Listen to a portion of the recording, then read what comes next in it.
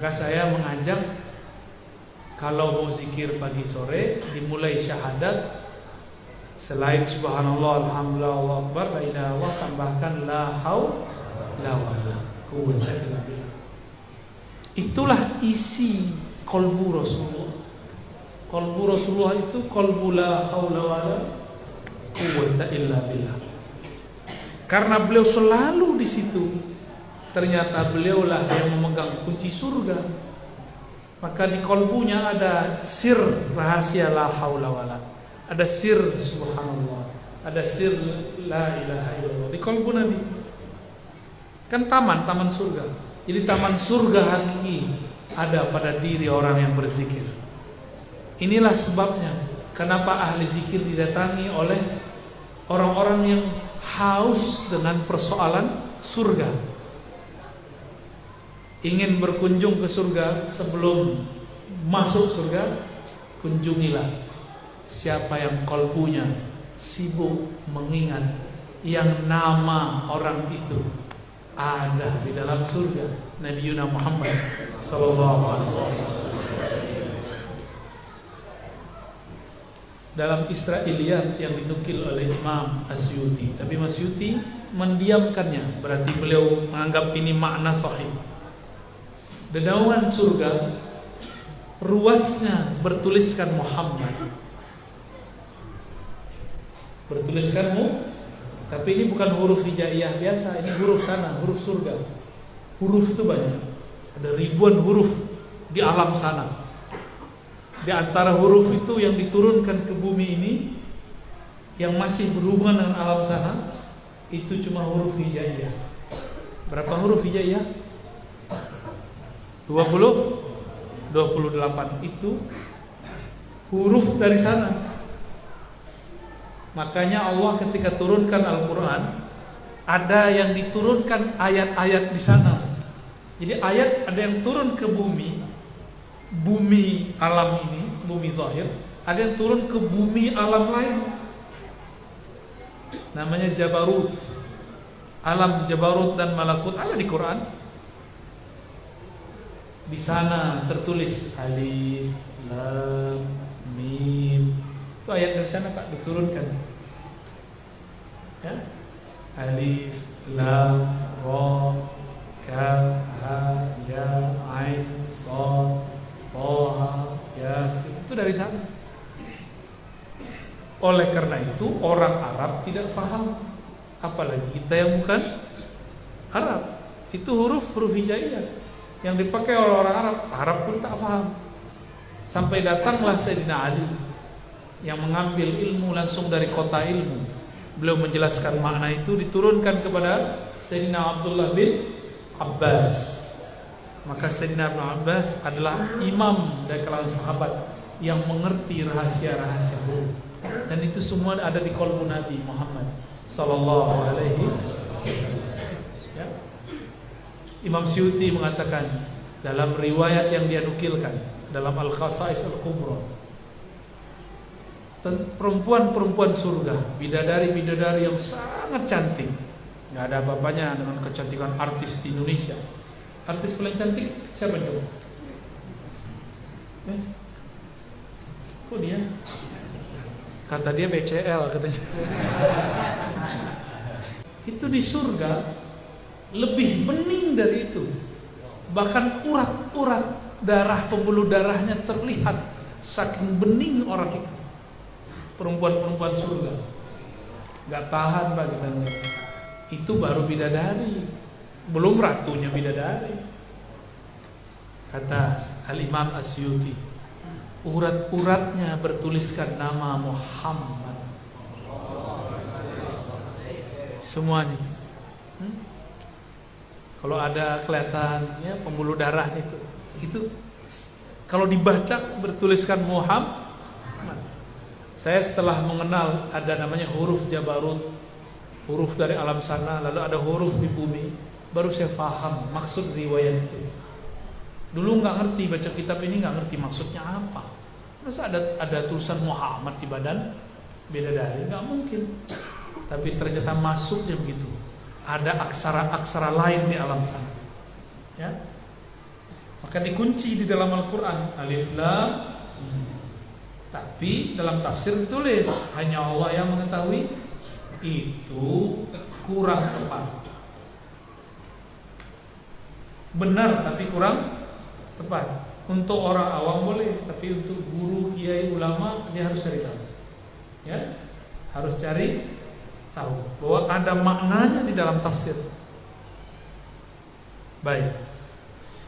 Jadi kolbu Nabi ini, di dalam kolbu beliau ada apa? Ada hakikat la haula wala quwata illa billah. Inilah yang membuat beliau ini bergerak bukan dengan nafsunya. Kirim sahabat ke Ethiopia, nyampe di sana direcokin oleh kafir Quraisy, hampir saja gagal. Selesai misi balik. Lalu beliau juga mau hijrah ke Taif, ternyata diusir. Beliau nggak mengeluh, nggak ada mengeluh. Ini baru cekcok antara pengurus masjid, udah pengen mundur aja ya. Kalau begini mundur nggak mau ngurus masjid, mundur aja, nggak usah berjuang, ya. Baru gitu-gitu doang ngurusin majelis, tersinggung dikit hilang. Rasulullah kalau kayak ente selesai, nggak ada Islam masuk ke negeri ini, ya.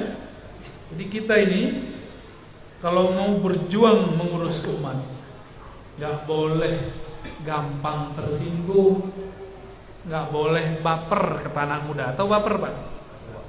Bawa perasaan dikit-dikit, hatiku sakit, aku tersinggung, kame kata orang, kame. Baik. Rasulullah karena di kolbunya ada hakikat la haula wala quwwata illa billah.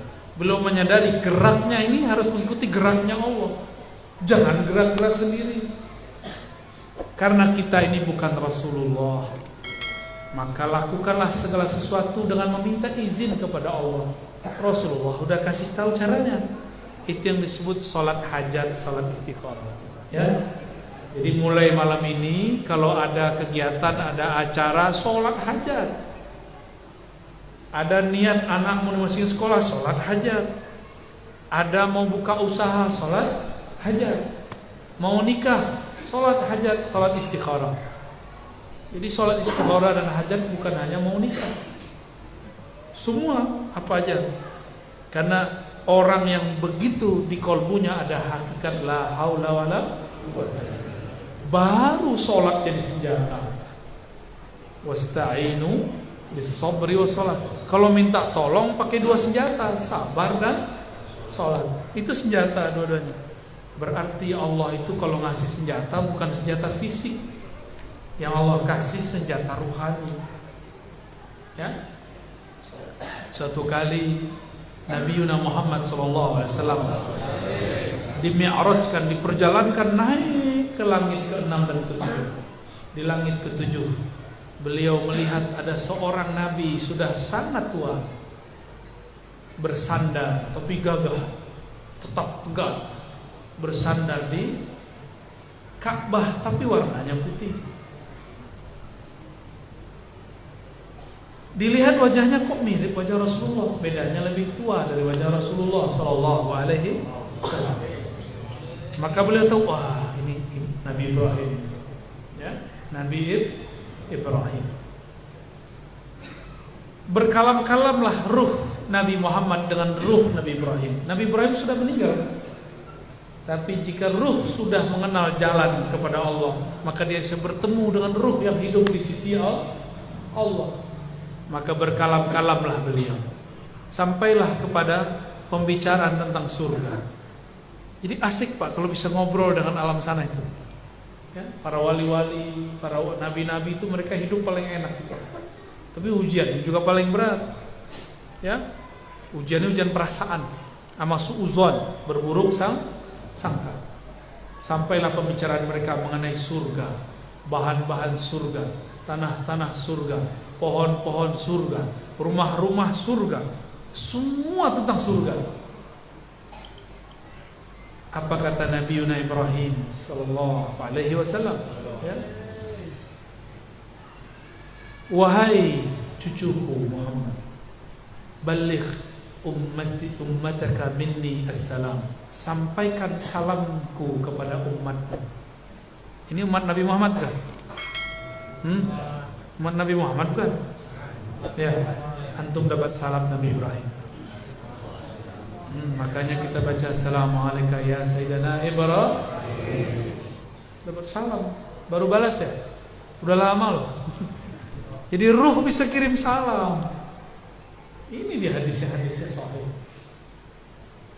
Lalu beliau mengatakan, sampaikan kepada umatmu bahwa sorga itu subur, sorga itu bagus, sorga itu luas. Cuma belum ada rumahnya, belum ada pohonnya, belum ada kebunnya. Terus gimana? Perintahkan umatmu untuk menanamnya sedari masih hidup. Gimana caranya? Perbanyaklah baca zikrullah, subhanallah, alhamdulillah, la ilaha illallah, Allahu akbar. Nih, Nabi Ibrahim ngomong begitu. Kalau di hadis lain, ya, man bana masjidan banallahu lahu baitan fil jannah. Yang membangun masjid maka Allah bangunkan rumah di surga. Ini bukan rumah di sini loh Pak ya, rumah di surga.